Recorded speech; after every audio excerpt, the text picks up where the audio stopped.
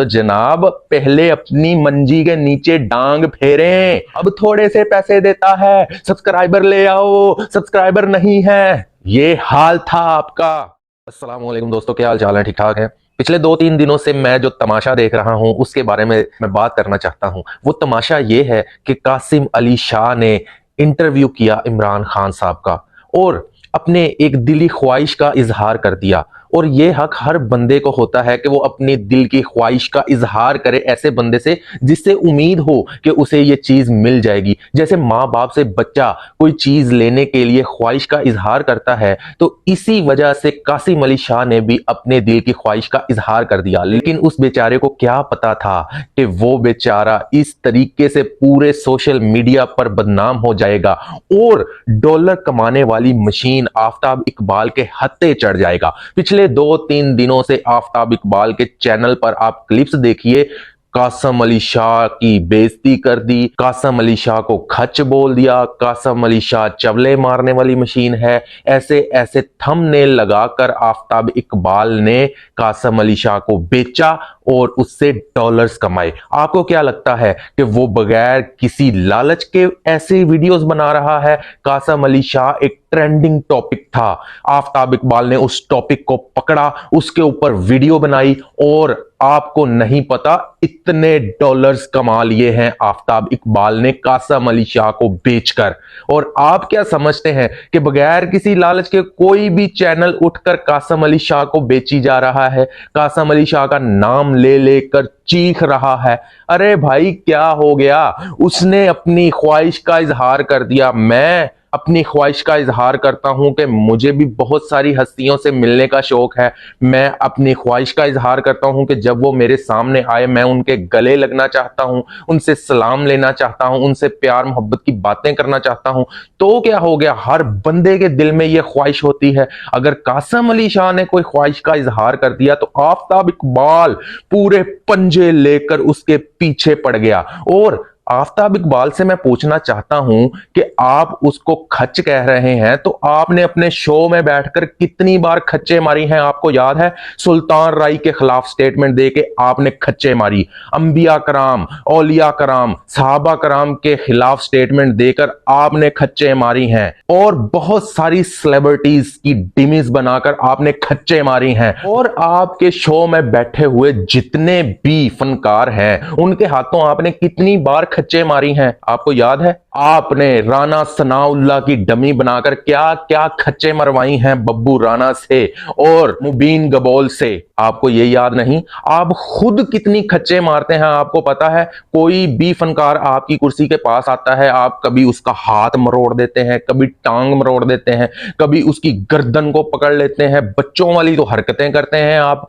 कासिम अली शाह को कभी भी मैंने अपनी होश में हाथ जोड़कर आवाम से सब्सक्राइबर नहीं मांगते देखा, लाइक्स नहीं मांगते देखा, कमेंट्स नहीं मांगते देखा। आपको तो खुद मैंने अपनी नजरों से, अपनी आंखों से देखा है लोगों से अपीलें करते, खुदा का वास्ता है आफ्ताबिया को सब्सक्राइब कर दो। पेंडेमिक का दौर याद है ना? कोरोना के दौर में क्या क्या अपीलें करते रहे हैं आप, खुदा का वास्ता है सब्सक्राइबर दे दो। 1.5 लाख सब्सक्राइबर थे आपके और उस दौर में भी 35 लाख सब्सक्राइबर थे कासिम अली शाह के। आप उसका मुकाबला करने चले हैं जनाब। वो बंदा आपसे पहले एक बहुत बड़ा सुपरस्टार था अपनी फील्ड का। आप तो अब आकर मिन्नते तरले कर कर 15 लाख सब्सक्राइबर इकट्ठे कर सके हैं और आपसे भी पहले की बातें हैं और उसके पास 35 लाख सब्सक्राइबर थे यूट्यूब के ऊपर। इतनी दुनिया उसको प्यार करने वाली है। अगर उसने अपनी ख्वाहिश का इजहार कर ही दिया इमरान खान साहब से तो कोई गुनाह नहीं हुआ। मेरे दिल में बहुत सारी ख्वाहिशात हैं, हर बंदे के दिल में ख्वाहिशात हैं, वो इजहार कर सकता है, उसका हक है। और अगर आपसे शरारती तौर पर उसने कह दिया कि ये देखें जनाब मेरी बॉडी, तो क्या हो गया? आप तो उसको अपने शो में जलील करने लग गए। आप खुद क्या करते थे? पेंडेमिक का दौर याद है ना? पेंडेमिक के दौर में अपने ही फनकारों को कहते थे, ओए 1,000 सब्सक्राइबर ले आओ, बहुत कम सब्सक्राइबर है, ओए सब्सक्राइबर ले आओ, ओए कमाई नहीं हो रही, ओए यूट्यूब थोड़े से पैसे देता है, अब पहले ज्यादा पैसे देता था, अब थोड़े से पैसे देता है, सब्सक्राइबर ले आओ, सब्सक्राइबर नहीं है। ये हाल था आपका। जब भी कोई सेलिब्रिटीज की आप डमी बनाते हैं और वो सेलिब्रिटीज गुस्से से आपको फोन करता है, फिर आप माफिया मांगने लग जाते हैं। राणा सनाउल्लाह, शेख रशीद, यूसुफ रजा गिलानी, शाहरुख खान, पता नहीं किस किस की डमियां बना बनाकर आप अपना शो बेच रहे हैं और बात कर रहे हैं कासम अली शाह के बारे में। जनाब, कासम अली शाह के बारे में आप बात ना ही करें तो अच्छा है। मेरे साथ क्या कर दिया, मुझे मोटिवेट नहीं किया। आपको तो आपके घर वाले मोटिवेट नहीं कर सकते, आपको कोई क्या मोटिवेट करेगा? आप किसी से सेटिस्फाइड होने वाले नहीं है जनाब। आज आपकी स्टेटमेंट कुछ होती है, हफ्ते बाद आपकी स्टेटमेंट कुछ और होती है। कुछ फिल्मों की कहानियों को आज आप बेहतरीन बोल रहे होते हैं और हफ्ते बाद ही आप उसको बोल रहे होते हैं, यार फजूल किस्म की कहानी थी, मुझे तो पसंद नहीं आई। और आपका तो कोई दीन मान ही नहीं है, आप तो कोई पांडे का टक्कन ही नहीं है जनाब। आप क्या बोलेंगे कासम अली शाह के बारे में?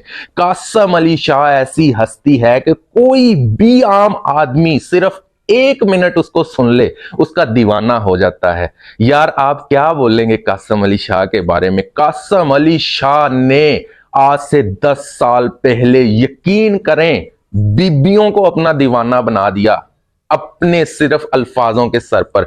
इतनी खूबसूरती से अल्फाज उसके मुंह से निकलते हैं और उसने अपनी ख्वाहिश का इजहार कर दिया तो आप तो हाथ धोकर पीछे पड़ गए, उसकी डमी बना दी और अपने साथ होने वाले वाकया को लेकर उसको जिल्लत अमेज अल्फाजों से पुकारा गया, उसको खच तक कह दिया, उसको चवले मारने वाली मशीन तक कह दिया।